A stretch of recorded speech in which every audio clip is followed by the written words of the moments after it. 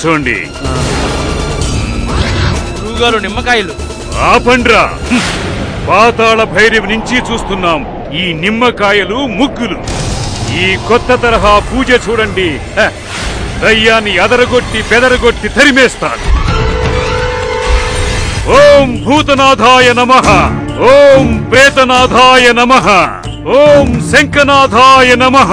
ఠణ ఠణ ఠణ ఠణ ఠం, గణ గణ గణ గణ గణ గం, గణ గణ గణ గణ గణ గం. స్వాహా స్వాహా స్వాహా. కం కం. రా రా రా. అదిగో వస్తోంది.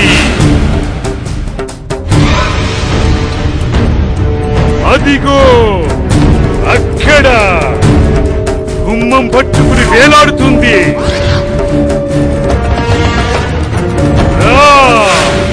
అవే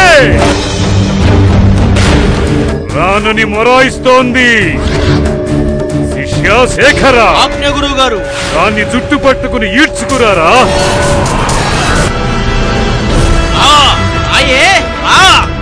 గణ గణ గణ గణ గణ గం. గణ గణ గణ గణ గణ గం. గణ గణ గణ గణ గణ గం. వచ్చింది. ఎట్టరా మూత. వచ్చింది. కళ్ళు మూసుకోండి, లేకపోతే రక్తం కక్కుకుని చేస్తారు. మన చేతికి చిక్కింది. సీసాలోకొచ్చింది చూడండి. బంధించేశారా స్వామి? కనపడలేదా దయ్యం? కనిపించింది కనిపించింది స్వామి. అమ్మయ్యా, ఇక మాకే సమస్య ఉండదు కదా స్వామి? ఉంది ఉంది. ఈ కోడలు దయ్యమై వేరే దయ్యాన్ని కూడా ఉసిగలుపుతోంది. అది కూడా వచ్చి పీడిస్తుంది. అమ్మో, ఇప్పుడు ఎలా స్వామి? వాటిని కూడా బంధించండి స్వామి. అక్కరలేదు, ముందుకు వంగండి.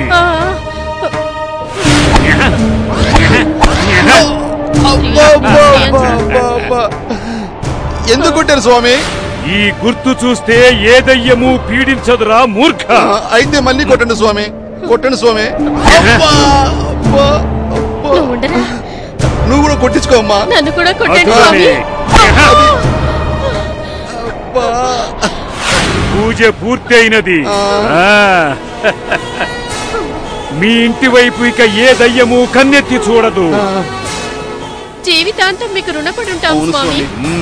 శిష్య, ప్రసాదం స్వీకరించండి.